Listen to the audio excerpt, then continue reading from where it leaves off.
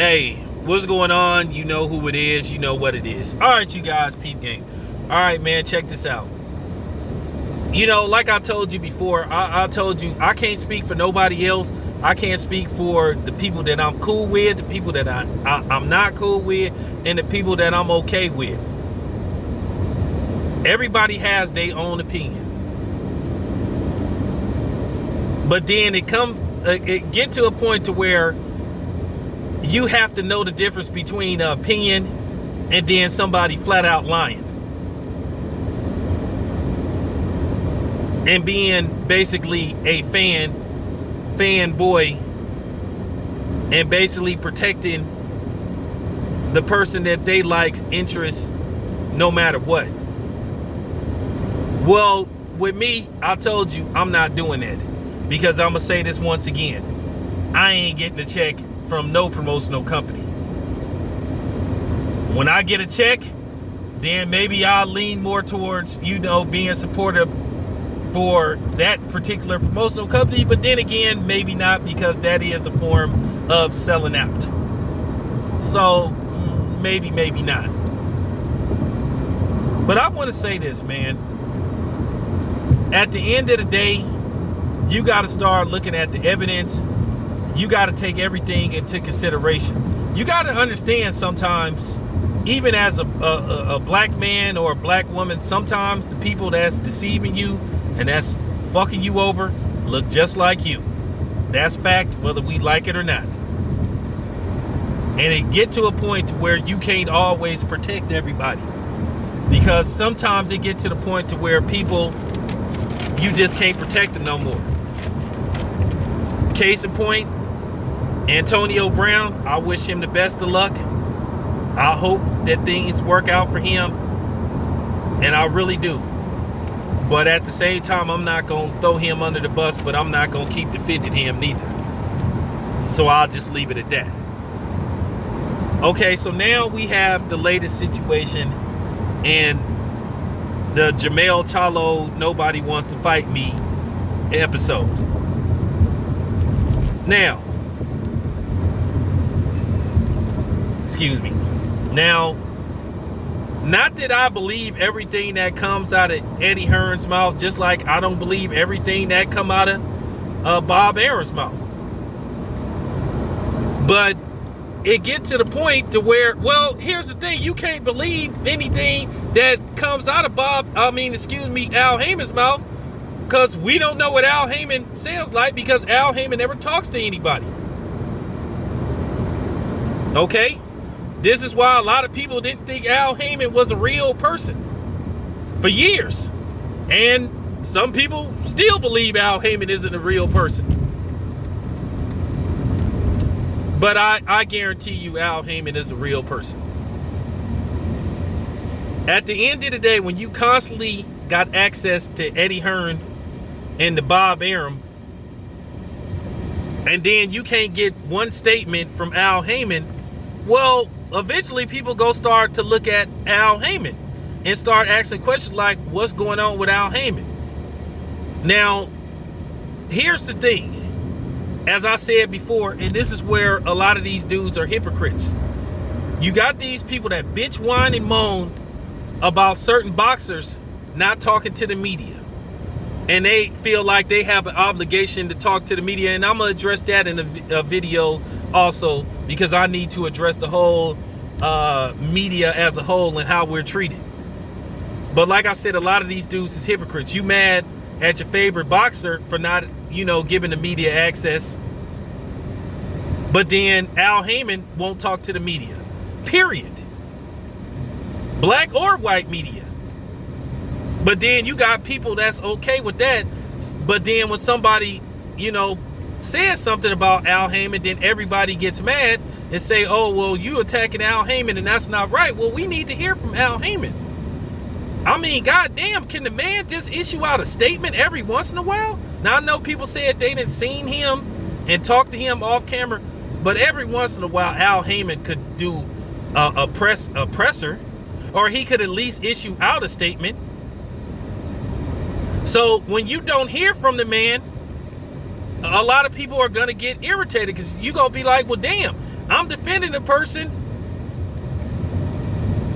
all the time, but then he don't seem to care that I'm defending him, and he don't have my back.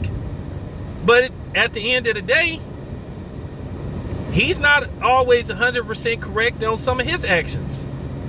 And I know that to be fact. Because look at this debacle with the welterweight division.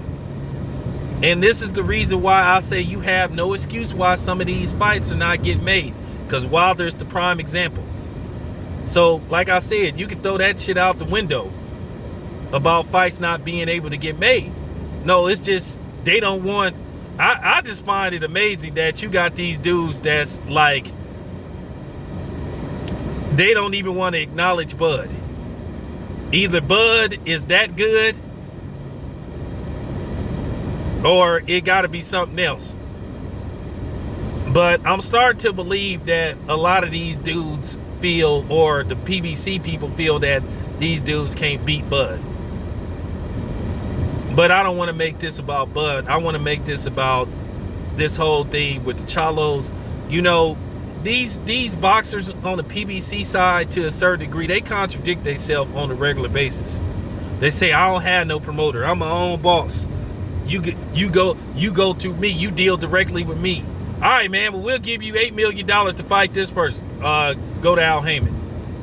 But you said you don't have it don't matter whether Al Heyman is the advisor. At the end of the day, if somebody offering you the most money you ever made, then you got to take it. So what's the excuse now if Eddie Hearn said that, hey, they'll let Demetrius Andre come to the PBC side if they willing to match it? Because it just appears to me that the person that's preventing this fight from happening seemed to be on the other side of the street. And by no stretch of the imagination that I'm defending or taking up for Eddie Hearn, because I haven't forgot the shit that his father said. I haven't forgot about how I caught Eddie Hearn in a blatant lie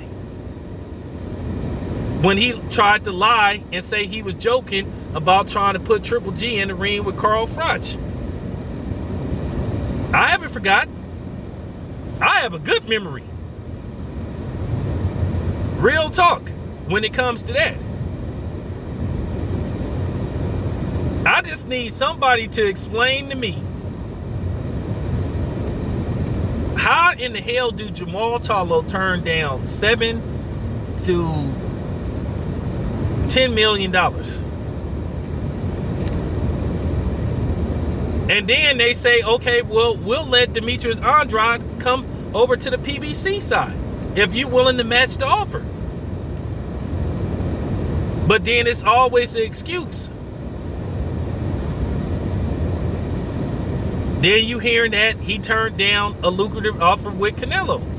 But then again, I understand with Canelo, because at the end of the day, Canelo is going to handicap your ass in a fight. But Demetrius Andrade, that's a great fight for both of those dudes. That would give them, both of them dudes, tremendous credibility, whoever wins the fight. As far as Demetrius Andrade allegedly pulling out of the fight when a date was set and all that type of shit, well, you know what? He trying to get the fight now. He trying to get the fight now. So what's the holdup? What's the holdup now? What's the excuse now gonna be now? I thought these dudes is their own boss. At the end of the day, Charlo don't have to consult with Al Heyman. If it's $12 million, he guaranteed to make $12 million, and he gonna get a $12 million direct deposit in his bank account, and the fight gonna be in the States. Okay, he don't have to go overseas. Then what the fuck is the problem? And then if they saying, hey, we'll make it a PBC fight. See, this is what people fail to understand. Let me ask you this. Bob Arum let Jose Ramirez go fight. You know what I'm saying? He let him go fight on the zone. And he came back and he beat Maurice Hooker. Stopped him. Knocked him out. You know, Ramirez told me how much he made off camera, and he made a nice bit of chump change.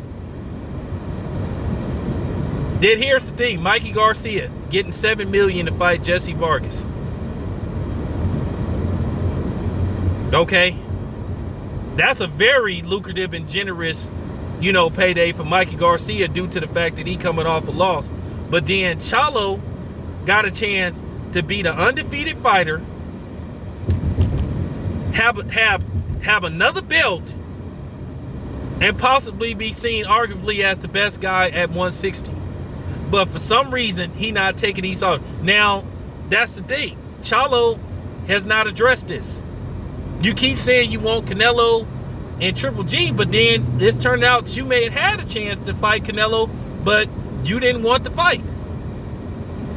But at the end of the day, I understand with Canelo, because like I said, you pretty much selling a L with Canelo. Because like I said, Canelo is going to stipulate you to death.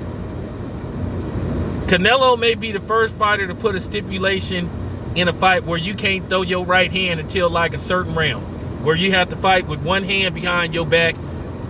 Or Canelo may be your first guy that put in the contract that you have to fight against the ropes for the first 2 rounds.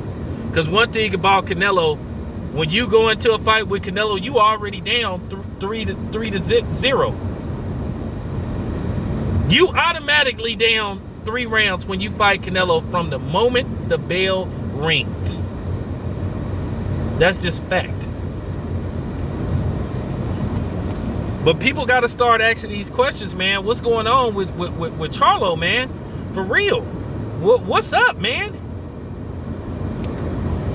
They do this, all these dudes kind of expose themselves and they tell on themselves. You say you your own boss, but then when somebody say, hey, man, what's up with this fight? Well, hey, ask Al Heyman. That's Danny Garcia's favorite word. Oh, man, talk to Al Heyman. No, man. You say you your own boss. So that's what I don't understand. Obviously, they do got a boss. And it's Al Heyman. Because I'm tired of playing these games, man. And I'm tired of these niggas on here making it look like if you criticize Al Heyman, like you some kind of sellout. Or you some kind of coon. Or you getting off code. When it's obvious that some of these fights is not happening because of the other side of the street. Where you had an executive, Ben Thompson, out of his own fucking mouth say, hey, we not looking to make a fight with Terrence Crawford. But then you got people making excuse after excuse. Al Heyman is technically not a promoter. All this shit about that Eddie Hearn don't understand, Eddie Hearn do understand. He just basically calling the other side of the streets bluff. And like I said, I'm not caping for Eddie Hearn, so don't come on here with that bullshit. I'm the most fairest and objective dude out there. It's just that I'm not finna sit up here and lie and protect people that don't protect me and don't look out for me. That don't even have the decency to reach out to people like me who's sitting up there looking out for them. So why should I protect somebody and cape for somebody that don't cape for me? Y'all gotta understand, I take this shit seriously. And I'm not sitting up here making videos just to be making videos and shit. And lying because I'm a nut hugger and a fanboy. Like I said, if y'all want to hear people present bullshit to y'all, go to other channels. But like I said, man, it's just real deal Holyfield, man. Charlo and them ain't looking too good right now. The opposite side of the street ain't looking too good. Y'all just gonna have to accept that shit. You know? Ain't no disrespect, but I ain't finna lie to y'all. This your boy Town Biz. I'm out.